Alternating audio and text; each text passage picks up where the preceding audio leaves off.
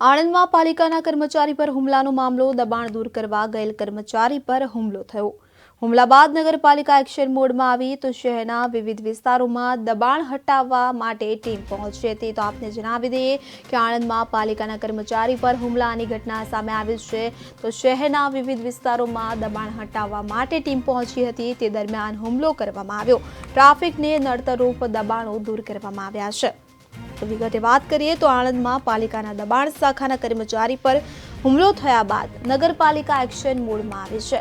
શહેરના અનેક વિવિધ વિસ્તારોમાં દબાણ હટાવવાની કામગીરી હાથ ધરવામાં આવી હતી। તો શહેરના ગુરુદ્વારા સર્કલ, મોટી માર્કેટ બહાર, ટાઉન પોલીસ મથક બહારના ટ્રાફિકને નડતરરૂપી દબાણો પોલીસ બંદોબસ્ત સાથે પાલિકાની ટીમે હટાવવાની કામગીરી શરૂ કરી હતી। તો કામગીરીને લઈને શહેરમાં દબાણકર્તાઓમાં ફફડાટ ફેલાયો છે। તો કેટલાક લોકો દ્વારા સ્વેચ્છાએ દબાણો દૂર કરવામાં આવ્યા।